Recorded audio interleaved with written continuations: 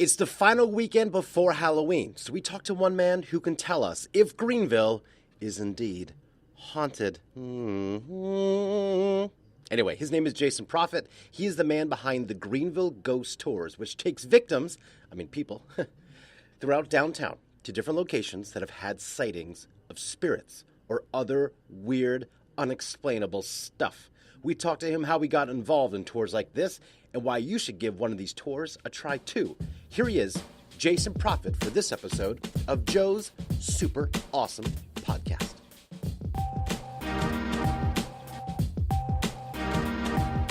But what do you want to know, Joe? I want to know about these tours. When did you start, first of all, getting interested in ghost tours and ghosts where you live and where you're at? Well, it all started when I was two. Two? Two. That's horrifying. All started when I was two. My family and I lived in an incredibly active house. We would have things disappear and reappear in strange places. That's called an apport, A-P-P-O-R-T. We would have furniture sliding around upstairs, and you could hear stuff moving while you were on the first floor. Wow.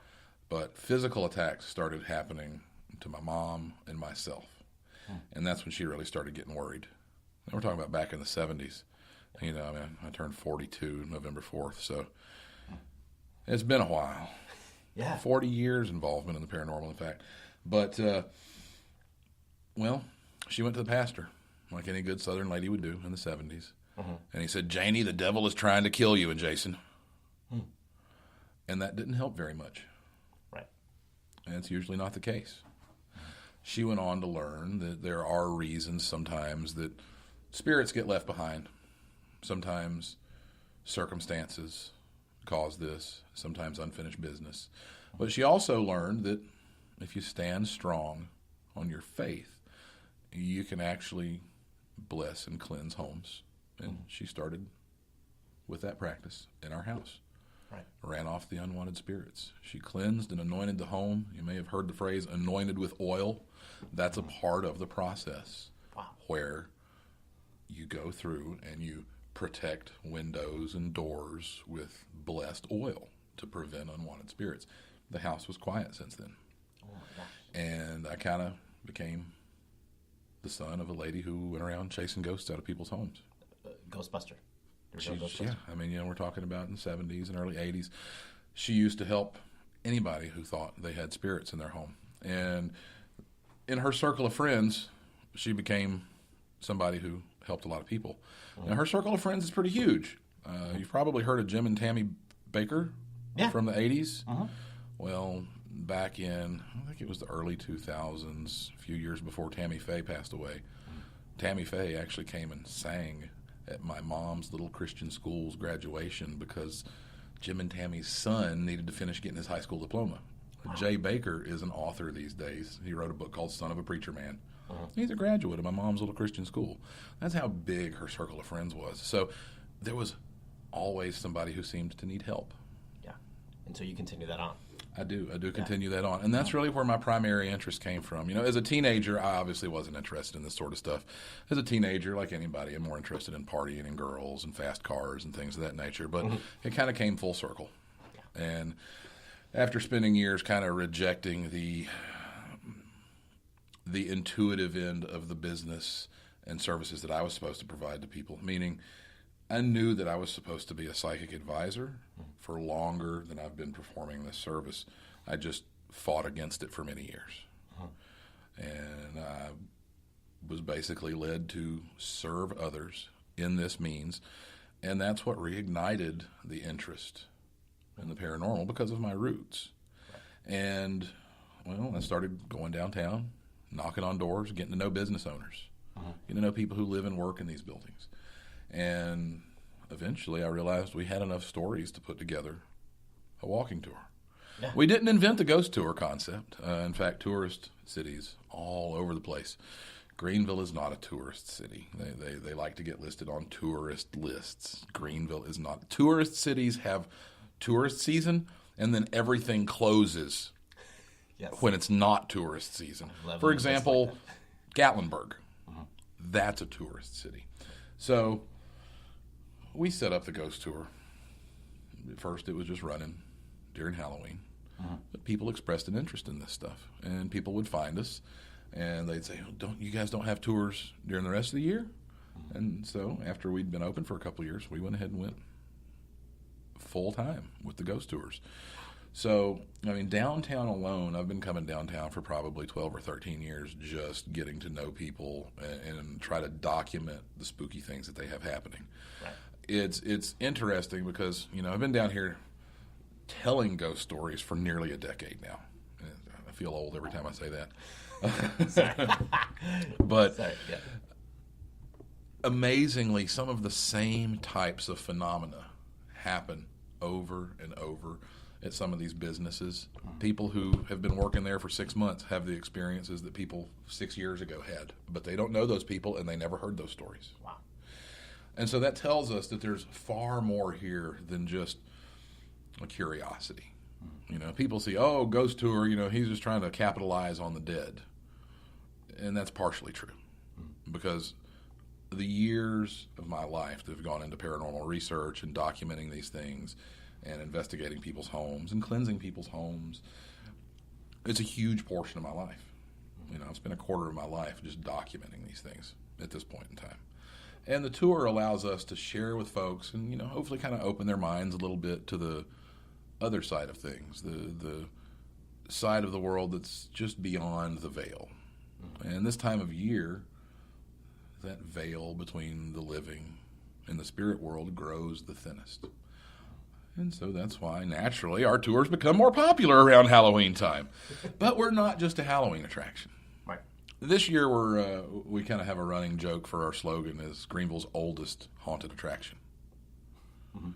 You see, some of our stories date back to way before haunted houses even existed as far as a Halloween attraction goes. Right. We've got stories that reach back into the 40s, stories that reach back into the 1800s. There's one location where a historian notified us that there used to actually be hangman's gallows. And that dates back into the 1800s. And some of the dark energy at that place is still there, and it's still showing up for people. We have this particular location where back in around 2005, I believe it was, before I started even telling ghost stories, one of the store owners right on Main Street had experiences with full apparitions in her store. One of them, they said, was shaped like a human form, but made out of energy or mist. So in other words, it didn't look like a solid dark form. It kind of looked swirly. About a year and a half ago, one of our guests was taking pictures of that building and got an apparition that fits that description. Wow. Wow is right. In fact, we can keep talking. I'm going to see if I can pull it up on my tablet. Actually, I don't have internet running right now, so I can't pull it up on my tablet. Sure. If you swing by greenvilleghost.com, you'll see a photo that's got an arrow pointing at a guy. It's a green photo, and there's this dark, swirly figure. Right. So this guest was, after we tell the story, she's taking pictures, and she says, "Oh my gosh, Jason, do you see what I see?" And look at her photo, and right down the left-hand side is this very visible figure. You can see head, shoulders, legs like this. You can see a torso. Well, at that same location in that building, back in 2005, when somebody was coming to bless and cleanse that building for the store owner, a soldier appeared and held his bayonet to her throat while the cleansing was taking place, to the store owner's throat. That's Liz Daly. Wow. From the store where you interviewed us 5 years ago. Uh-huh. Okay?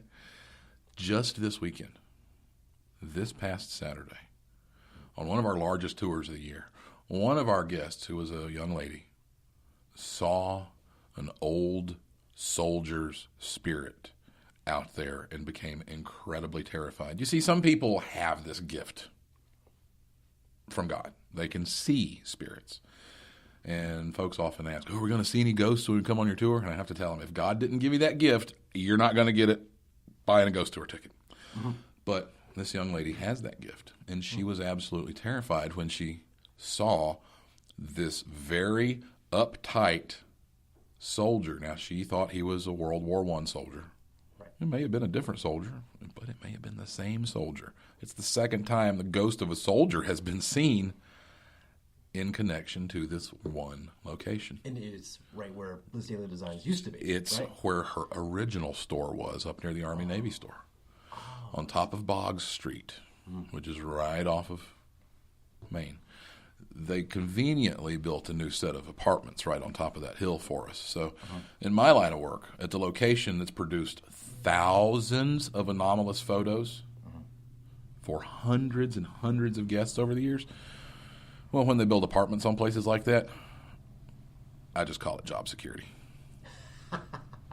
Because it'll be about a year, 8 months to a year after people move in, we'll start getting reports. Wow. And you mark my words, we'll start getting reports. The new building that was built right back there on Boggs Street. And I'm sure at some point in time we'll be getting letters to ask us to quit talking about the place because they're having a hard time renting and things of that nature. But hey, you know what? We don't make the hauntings. We just report to people what's happening. And these things are very real. You know, and when folks come on these tours, they see guests have battery drain issues, and they see, you know, little weird spots of light in their photos or streaks shooting by. In fact, you had battery drain issues when you first interviewed me at Liz Daly's second location. We really did. Yes, we did. And Summer did as well. She was hoping that you could finish the broadcast because her battery went down to nothing. Now, I presume you guys have broadcast equipment that's designed to last usually for the length of your intended broadcast. Yes, yeah. So when that happens to you, it may seem a little odd, right? But from my side of the table, I see it almost every week. It happens to guest after guest after guest. One of our guests' phones, as we were finishing up out there telling stories at Springwood Cemetery, he went to go take a picture, and his phone froze in split screen mode. His phone doesn't have split screen mode. And it didn't have a removable battery. He's like, what am I supposed to do? I said, I guess wait till the battery drains and charge it up and hope it reboots fine. I don't know. There's no telling. I don't know. I tell you to look out for electronic failures because that's the kind of thing that happens. And of course, you know, I try to be nice and warn the press when they want to come interview me. I'm like, hey, you may have some weird things happen here. And as we mentioned earlier, there's some folks who've had some weird things happen when they've been interviewing me, and they won't come interview me on site anymore. So. That's right. So you're brave, Joe. Actually, though, we're just kind of sitting here in my boring office. It doesn't look nearly as spooky as you thought it would, huh? And I was expecting more. Yeah, Maybe a little more spooky. Yeah, I've even got bookcases in here, and I stay so busy I haven't had a chance to actually move all of the books onto the bookcases. Right. And I've been here for a year and a half. Because these tours, it's not your day job. It's not. It's not. You know, I am a psychic. I'm a paranormal investigator. I spend a good deal of my day helping people find insights into problems in their life through psychic readings and intuitive advice, all right? But I honestly spend most of my day as a clinical hypnotist. And so here in this plain, boring, clinical-looking office, people change their lives. You know, they quit smoking and they see dramatic changes in areas of their lives, you know, where they want to overcome challenges and achieve new levels of greatness in their life. And that's what really, really excites me. That's cool. Yeah. The paranormal stuff, I mean, to be honest with you, if it wasn't for Halloween, Greenville's not a tourist town. I mean, our tours wouldn't be around year long if it wasn't for Halloween. But since we're able to have, you know, a busy few weeks during Halloween, we're able to keep this around as something unique and different for Greenville. Greenville is becoming more and more corporatized. At one point in time, did you know that corporate restaurants weren't allowed downtown? No. It was supposed to all be local. That's changing. Yeah. So as we corporatize downtown more and more, you know, we like to try to keep this open and available for the few select folks who travel around looking for these things. And there is a very small niche market. Why do you think people go on these tours and want to see these? Curiosity. Most of the time, with the exception of Halloween, throughout the rest of the year, you know, we kind of open back up in the spring because, honestly, nobody wants to stand outside for an hour and a half when it's 20 degrees.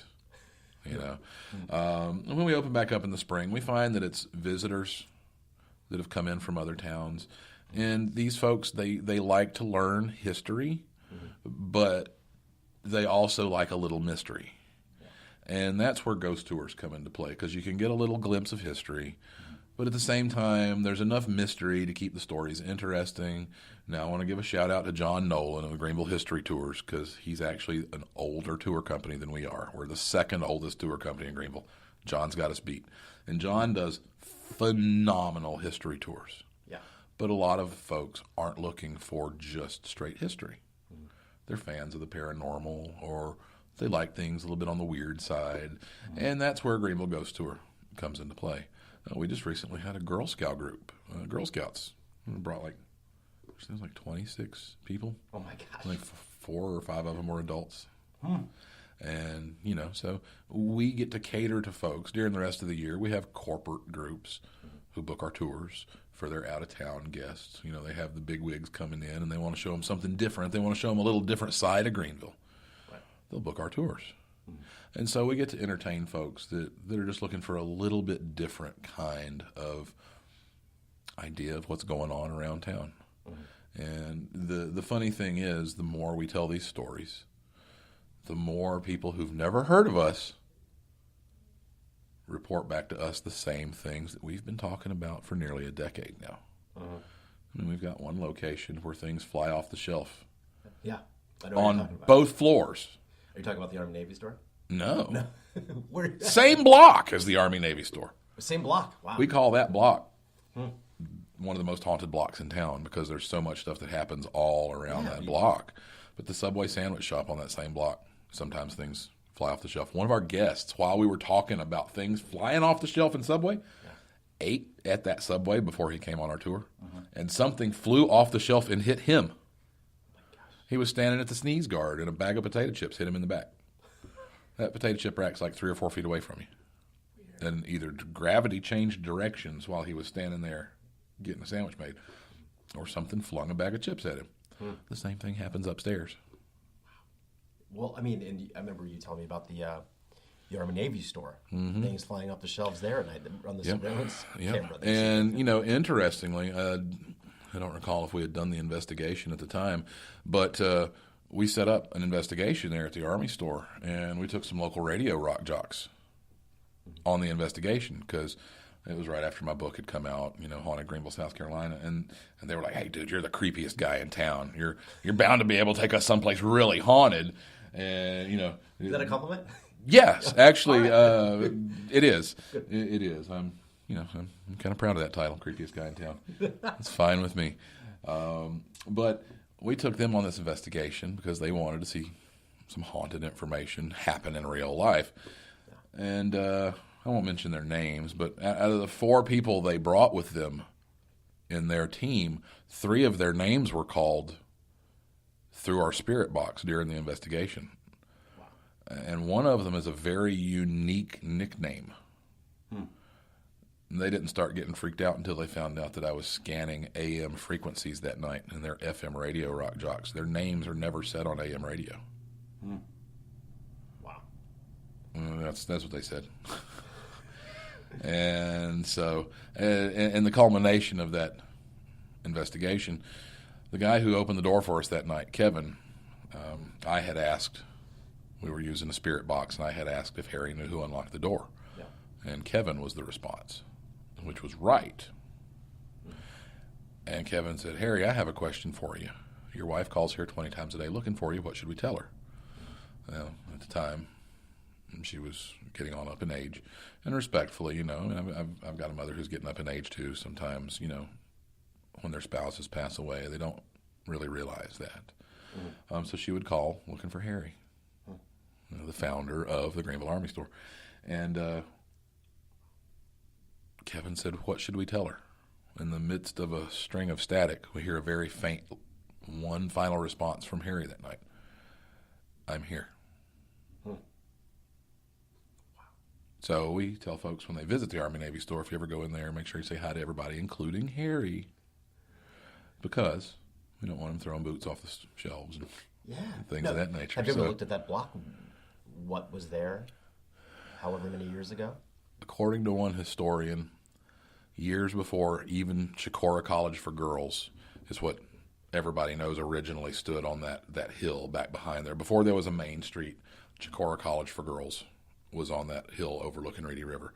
But supposedly, before Chicora was built there, when you were convicted of a crime that merited death by hanging, that's where the gallows were. Okay.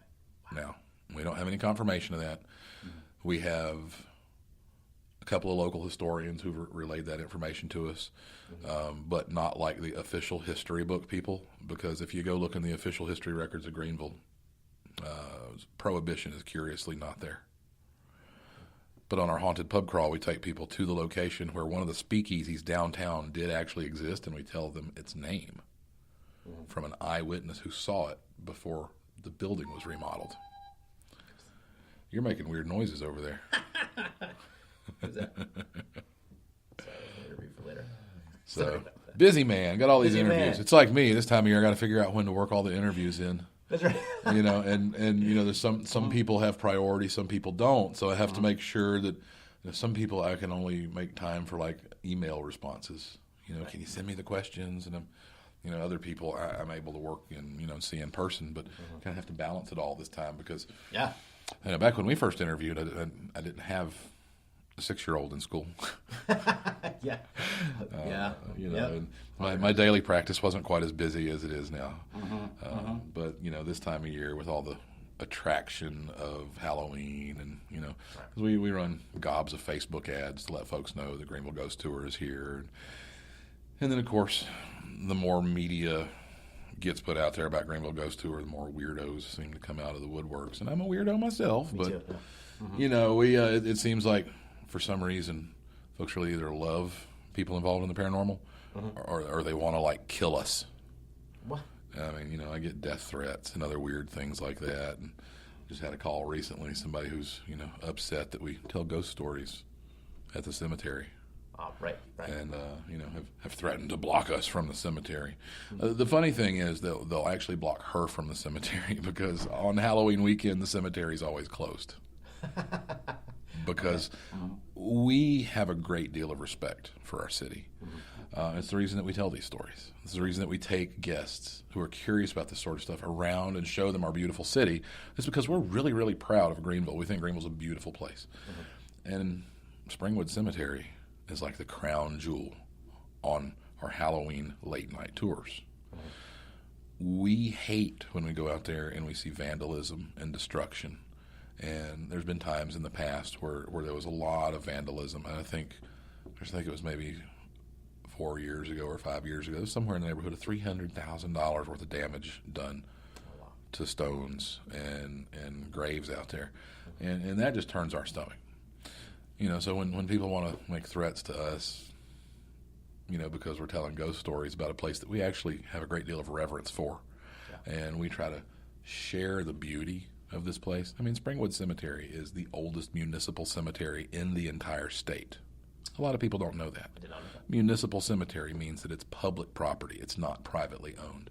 Any taxpayer in Greenville County has a right to explore and enjoy Springwood Cemetery. But it's also one of the few cemeteries in the state that was designed by an architect. So its layout is gorgeous. It's absolutely a beautiful place to check out. And a lot of Greenvillians love to go out there in the evenings and jog or walk because it's got hills, very little traffic. But this time of year, you've got some ne'er-do-wells running around. I'm sure you've seen them downtown if you've ever been downtown on the weekends when the sun goes down. Yes. Yeah. And even just this past weekend, I mean, there was like 7 or 8 people driving around out there in Springwood Cemetery. It's late at night. We don't need to be driving around out there in the cemetery. The police pulled up and asked us about it, and I was like, yeah, well, we've only been doing this down here for about 10 years. But if the gate's open, we carry folks in a couple of 100 feet and finish our last 15 minutes of stories. We tell them a few tales, and this year we end with a tale of a tragedy that happened 2 blocks away from Springwood Cemetery.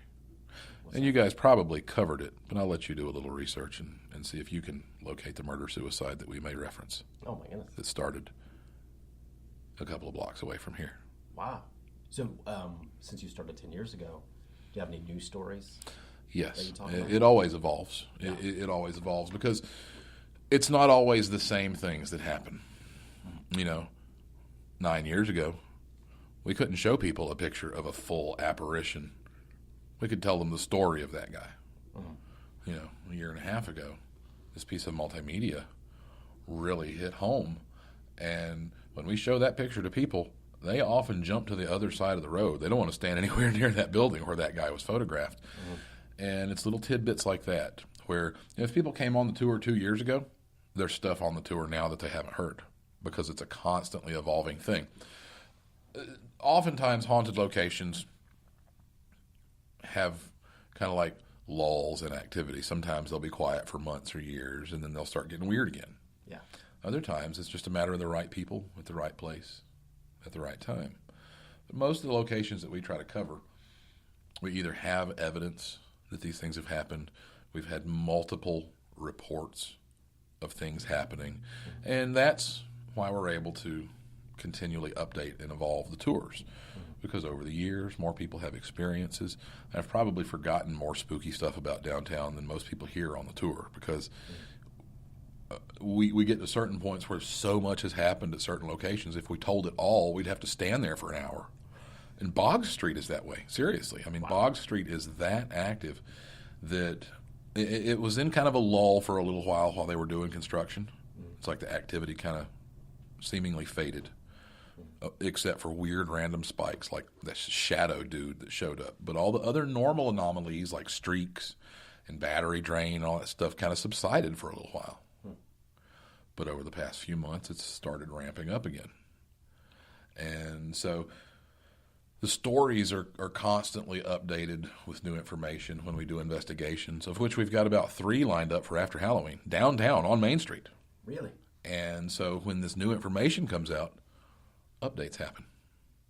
So, you know, the things like our haunted pub crawl, we used to stop at Connolly's Irish Pub, which is one of our locations, and tell stories about another old bar that used to have a brothel upstairs. The only things that ever happened in a little building on River Street that used to be called Casablanca's. Were you around back when Casablanca's was open? I don't think so. Is that what Connolly's used to be Casablanca? No. No, it used to be down on River Street. And the only thing that ever happened in Casablanca was the first floor was always a saloon, and the second floor was always a brothel. Nope, never been there. Well, we would talk about it wasn't an open brothel when Casablanca's was open. It had been condemned upstairs for many years. So back when I first started the tour, the first thing I heard, a local marketing guy named Ty Thornhill was interviewing me on conservative talk radio for a little local business show they had. And he said, "Did you ever hear about the old brothel, the condemned brothel over Connolly's?" I said, "Just now, I sure did, yeah." Years later, we finally get to meet the owner, and she invites us in for an investigation. In 2014, that investigation yielded more than 50 anomalous videos. Wow. Not photos, videos. And a local reporter thought that it would be a cool idea to take my footage and show another ghost hunting team, you know, to get it vetted. And he said, "Yeah, this is definitely something paranormal. Dust or bugs don't move like this." And there's one video that he was being shown where I walk through a hall and I walk into a door, and out of that door, a bright point of light floats across the hall and goes into the door across the hall. You can see it go through the left and right door frame. And a few minutes later, it comes back out of that door and flies up towards the camera and gets larger in space as it's approaching the camera. Just a bright white point of light. Our CCTV system is 720p, and you can definitely see wings on bugs. It ain't a bug. All right. Wow. And so this reporter thought she was going to, you know, vet the footage and, you know, thought, well, you know, this is just some curiosity or whatever. But we have over 50 videos like that from that one location. And so we're probably going to be investigating there again after Halloween season because it's really, really hot upstairs in an old condemned brothel that doesn't have air conditioning. Oh, yeah. Because above Connolly's still has the rooms that were used for the brothel. They've destroyed a lot of it. They've been kind of taking stuff out. It's condemned up there, so they've just been removing debris and stuff like that. But activity still runs high. Strange things still happen. And as these stories evolve, then we get to update these stories and share with people new things. So when folks come on the tour, when we had a lady last night on the Haunted Pub Crawl, she had been on the Haunted Pub Crawl 2 years ago. She's like, "This is cool. There's so many updates that that have happened since I came. That is awesome. Yeah. So they get to hear new information, and we try to keep it fresh in that way. Mm-hmm. But, since we try to base all of this on evidence, things that we can document, and things that have happened to people who live and work in these buildings downtown, we're not pressed to constantly update things. But when we have little info that's curious and falls in line with things that have happened for the past decade, we're like, well, we've been telling this story for years and years now, and then, a year ago this happened. And then we show them evidence that corresponds with a story that we've been telling for 10 years. And so when we do that on Bog Street and we talk about the apparition that Liz Daly used to see, it was made of energy or mist, and then we show them this photo of this guy, I mean, they gasp. They're like, oh, wow. And, once again, that's an update from just recently. And just this past weekend, we started getting a new anomaly at the same location. Mystery dark frames in between photos. You go take two photos, and a third photo will appear in the middle, and it's this dark frame. You can't see anything of it. Wow. It's just, and it's happened to like 4 people this weekend. Never seen it happen before. And I disappeared in a photo again this weekend. Now, Joe, I don't like disappearing in photos. That is what people say, well, what scares you? Not much, really. But I do kind of freak out when I disappear in a photo. Yeah. On 2 instances at the same location. The same location. We had a gal taking photos on the tour, and she said, oh, my God, I think I just got a streak on my photo. And I was standing up on this stoop, and I said, well, come here, let me see real quick. And so I'm looking at her phone. She's standing beside me on the ground. I'm up on the stoop. She's holding her phone out like this. And I'm like, yeah, that's a bona fide streak. Good job. It's just a streak of light across the photo. Her boyfriend's taking pictures and says, oh, my God, dude, you just disappeared. And I looked around. I kind of patted my belly and my shoulders and stuff. I was like, no, I don't think I did. I said, dude, you've got to see these photos. He took 3 pictures back to back. And the first photo, I'm standing on the stoop. She showed me her phone. Second photo is just her standing there with her phone. I'm gone. Third photo, there I am. I'm back. Weird. I didn't move. I mean, when somebody's holding their phone up and I'm looking at their photo, I'm standing there, I'm looking at their photo. He goes click, click, click. I don't know where I went. That kind of disturbs me, though. No, it's weird. Why does that disturb you? I don't like disappearing. Yeah. Unless I intend to. Sometimes, as somebody who's a master magician who's been practicing magic and illusion my entire life, I love making things disappear, especially for my daughter and for my grandkids. My grandkids still run around trying to get other people to pull things out of their ears because, Papa makes things appear out of their ears. But I only like to disappear if I intend to. And so when somebody gets a series of photos of me and I'm not in one, and I was standing there and I didn't go anywhere, I don't know what's going on there. All these other phenomena, streaks and shadow figures, that's the stuff that should worry me. But, just disappearing, that kind of bakes my noodle. I'm like, I don't understand where I went. Where did I go? I didn't go anywhere. I was standing there. Why am I not in that photo? Yeah. But see, at this location, sometimes people will take 20 or 30 photos towards me and they get nothing but white haze. But they can take a picture right beside them, and it works perfect.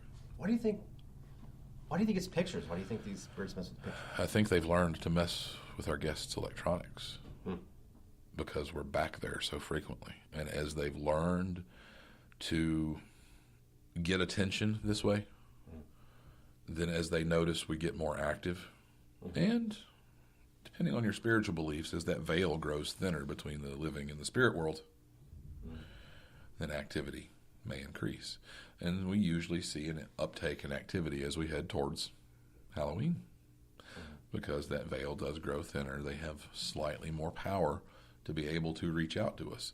And, you've got some people who are, entirely skeptical and they don't believe any of this stuff, and that's fine. But I'm not out here to convert anybody into a believer. I'm out here to tell ghost stories. And whether you believe them or not is completely irrelevant to us. Because we're out here to provide paranormal entertainment and to provide history with a slice of mystery that even keeps young people interested. Yeah. Have you ever seen a time when young people these days will put their phone down for an hour and a half? No, never. It often happens on our tour. Right. And if it doesn't, we encourage them to put their phone down and join us in real life. because it's far more fascinating than Facebook and Twitter. Mm-hmm. There's a whole world out here, and a lot of it is very mysterious. Yeah. You know, and you're going to miss most of it if your face is buried deep in a screen. Yeah. While you're walking around in the real world. You know, so we like to think that the basic act of storytelling is a critical thing, even today. You're a professional storyteller. That's what you do. Mm-hmm. If we didn't tell stories, if we didn't pass information along, then you wouldn't have the ability to think about things for yourself. You wouldn't have the ability to process the positives and the negatives. You wouldn't have the ability to rationalize things and understand the world around you. You know, some of our greatest information has been passed down from generation to generation in the form of storytelling. Look at the Native Americans and other cultures around the world. And we think it's sad in 2017 that humans talk to each other less than they ever have. So we like to encourage real life involvement, you know, and what better way for you to experience real life than for your phone to freeze in split screen mode and you don't have a split screen mode. Or your batteries to drain, and then the ghost man says, don't worry, we get a block away from here, your batteries will work again. And guess what? They do. Now, how can people sign up for these tours? Sure. Basically, all of our ticketing is available online. And finally, after about 7 years of having online ticketing, we receive very few phone calls anymore. Yay! But we just like folks to have it as easy as possible to swing by greenvilleghost.com. And they can pick up their tickets right there on the website for all of our events. We have 2 more weekends coming up. Well, we're kind of in the middle of one of them. Yeah. We've got the Halloween weekend here coming up, and we have tours tonight and Thursday at 8 o'clock, Friday, Saturday, and Sunday at 8 o'clock. We have plenty of room for our family-friendly edition, our original edition. We've got kids' tickets. You're not going to hear stories of prostitution and prohibition and things of that nature. It's toned down a little bit. That's for the next 2 weeks. Thursday through Sunday. Friday and Saturday, this weekend and next weekend, we have our late tour. And that's a 10 o'clock tour that's a little longer. And it ends out at the huge cemetery that we've been talking about on Main Street, where, again, it's one of the most active locations downtown. More photographic anomalies have been gathered there and Boggs Street than any other place downtown. And on Halloween night, we have one weird, fun event. And it's a ghost hunting edition of the tour.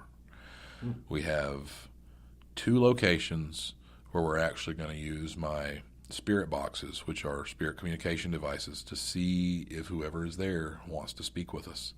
And one of the locations is Boggs Street, which we've never done this before at Boggs Street. We're going to have some of our ghost hunting equipment out, you know, EMF meters and temperature meters and all this kind of stuff, so that our guests can help us try and document paranormal activity live downtown on a tour. That's cool. And we did in 2011. Wow. In 2011, at one suicide location, the gentleman who had just taken his life a little over a month beforehand gave us his name through the spirit box. Our entire group gasped when they heard this guy's name. We had just been talking about him. We explained to him how the device works. The spirit box is basically a radio that constantly scans through frequencies.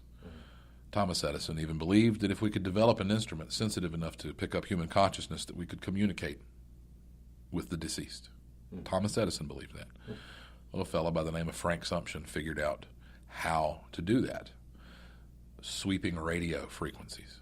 And it's just a random jumble of noise and static and fragments of words. But then when a very unique nickname from a very popular radio personality comes through, you have a validation there that's a little hard to write off. Yeah. So we'll be using those devices at 2 locations to see if anybody wants to talk to us. And it's kind of neat when you get to hear responses and you get to hear people's names called, and it adds a little bit more authenticity than just a picture of a bright point of light. Okay. In fact, they do like to show up in video. They show up in audio. On our tours, though, we ask that people not record audio or video because this is copyrighted content.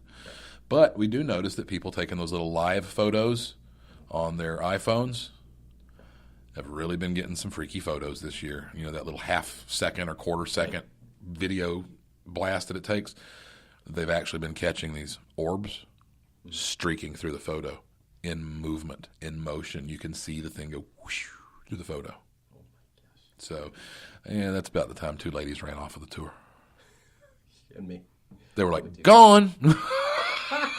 Well, Jason Prophet, thank you, man. And My pleasure, Joe. I'm never going to sleep again. That's my job. Listen, make sure you and Summer come out and hear some spooky stories sometime. Yeah, that'll be great. That'll be great. Bring your child. You know, we do have family-friendly 8 like, o'clock tours. Okay, I have a 4-year-old. Do you think she can Yeah, you know. We like to say as long as they can pay attention and listen to some stories, then, you know, they're never too young. Yeah. And we do like to let folks know that, you know, kids 3 and under are completely free. We have folks bring their, you know, 2-year-olds and stuff in the strollers and stuff like that. So, you know, they might not be listening, but you don't have to not get to come hear fun ghost stories just because you've got a young one. We're not like the haunted houses. There's no chainsaws. There's no jump out scares. There's nobody in a Freddy mask. There's no 2-hour long line. And we give you a lot more than 10 minutes for your money. We give you an hour and a half on Halloween night, 2.5 hours. And we haven't raised our 8 o'clock ticket price since 2008. It's been the same price. You know, back then we were the most expensive haunted attraction in Greenville. And today we still consider ourselves to be the best value because why wait in line for 2.5 hours when you could actually come be hearing real ghost stories at real places for 2.5 hours. And then we just kind of let the scares happen when you go to sleep. Happy Halloween. Thank you for listening to the super awesome podcast. Go to greenvilleghost.com to sign up for one of these tours or even for help. If you think where you live or work may be haunted itself, he will do a paranormal investigation. Make sure to subscribe if you like to. You can find us on foxcarolina.com. Of course, that's where you can listen to it. Or you can go to iTunes, just give us a search on the podcast app, or now we're also on Google Play if you have all those other phones other than an iPhone. And you can listen to us every single week. Happy Halloween.